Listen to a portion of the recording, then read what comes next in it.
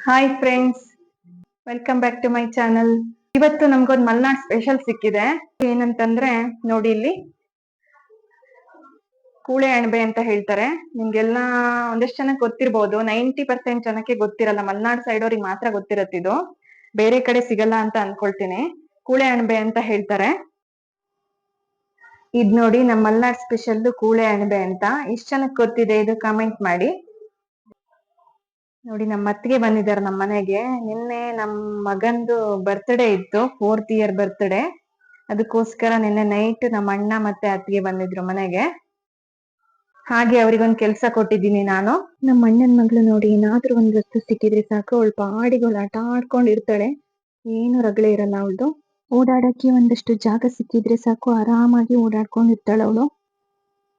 ಇದನ್ನ ಹೇಗ್ ಕ್ಲೀನ್ ಮಾಡ್ಬೇಕು ಅಂತಂದ್ರೆ, ಇದು ಮೇಲ್ಗಡೆ ಯೆಲ್ಲೋ ಕಲರ್ ಸಿಪ್ಪೆ ಇರುತ್ತೆ. ಇದನ್ನ ನೀಟಾಗಿ ತಕ್ಕೊಳ್ಬೇಕು. ಯಾಕಂದ್ರೆ ಇದು ಸಿಪ್ಪೆ, ಯೆಲ್ಲೋ ಕಲರ್ ಸಿಪ್ಪೆ ಏನಿದೆ, ಇದು ಸ್ವಲ್ಪ ಕಹಿ ಬರುತ್ತೆ. ಒಂಚೂರು ಯೆಲ್ಲೋ ಕಲರ್ ಇರಬಾರ್ದು, ಹಂಗೆ ಕ್ಲೀನ್ ಮಾಡ್ಕೊಳ್ಬೇಕು. ಕ್ಲೀನ್ ಮಾಡಿ ಆದ್ಮೇಲೆ ಈ ತರ ಬ್ಲಾಕ್ ಕಲರ್ ಸಿಗುತ್ತೆ ನೋಡಿ, ಚಾರ್ಕೋಲ್ ಟೈಪ್ ಇರುತ್ತೆ. ಇದನ್ನ ನೀಟಾಗಿ ಕಟ್ ಮಾಡ್ಕೊಂಡು ಪಲ್ಯ, ಸಾಂಬಾರ್ ಏನಾದ್ರು ರೆಸಿಪೀಸ್ ಮಾಡ್ಬೋದು, ಚೆನ್ನಾಗಿರುತ್ತೆ ತಿನ್ನಕ್ಕೆ. ನೋಡಿ, ಫುಲ್ ಕಪ್ಪಗಿದೆ, ಇದು ಚಾರ್ಕೋಲ್ ತರ ಇದೆ.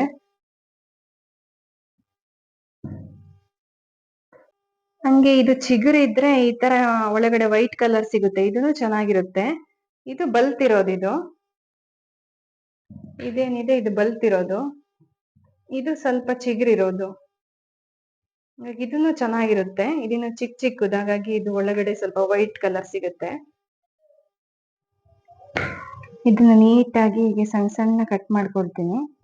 ಹಂಗೆ ಪಲ್ಯ ತರ ಮಾಡೋಣ ಅಂತ ಅನ್ಕೊಂಡಿದೀನಿ.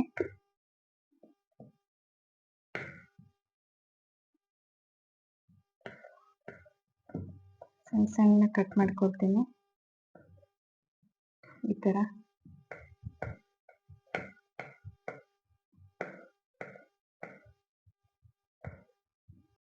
ಇದ್ ನೋಡಿ, ಇಷ್ಟ ಆಗಿದೆ. ಇವಾಗ ಕರ್ರಾಗಿದೆ, ಒಳ್ಳೆ ಚಾರ್ಕೋಲ್ ನೋಡ್ದಂಗ ಆಗುತ್ತೆ. ಮಸಿಕೆಂಡ ಅಂತಾರಲ್ಲ, ಅದ್ ನೋಡ್ದಂಗ ಆಗತ್ತೆ ನೋಡಿ. ಇದನ್ನ ಇವಾಗ ನಾನು ಪಲ್ಯ ಮಾಡ್ಕೊಳ್ತಾ ಇದ್ದೀನಿ. ಇದನ್ನ ನೀರಲ್ಲಿ ಚೆನ್ನಾಗಿ ವಾಶ್ ಮಾಡ್ಕೊಳ್ಬೇಕು, 2-3 ಸಲ.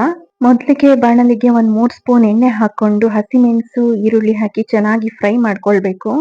ಆಮೇಲೆ 1 ಟೊಮೊಟೊನ ಕಟ್ ಮಾಡಿ ಹಾಕಿ ಚೆನ್ನಾಗಿ ಫ್ರೈ ಮಾಡ್ಕೊಳ್ಬೇಕು. ನಂತರ ಕಟ್ ಮಾಡಿರುವಂತ ಮಶ್ರೂಮ್ ನ ಹಾಕೊಳ್ಬೇಕು.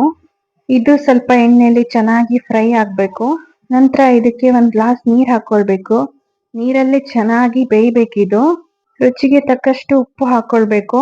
ನೋಡಿ, ಮಲೆನಾಡಲ್ಲಿ ಮಳೆ ಸ್ಟಾರ್ಟ್ ಆಯ್ತು ಅಂದ್ರೆ ಸಾಕು, ವೆರೈಟಿ ಆಫ್ ಕುಕಿಂಗ್ ಸ್ಟಾರ್ಟ್ ಆಗುತ್ತೆ. ವಿಧವಾದ ಅಣಬೆಗಳಾಗಿರ್ಬೋದು, ಕಳಲೆ ಆಗಿರ್ಬೋದು, ಪತ್ರೊಡೆ ಆಗಿರ್ಬೋದು, ಇನ್ನು ಏನೇನ್ ಬೇಕು ಹೇಳಿ. ಇದು ಇವಾಗ ಮಶ್ರೂಮ್ಸ್ ಚೆನ್ನಾಗಿ ಬೆಂದಿದೆ.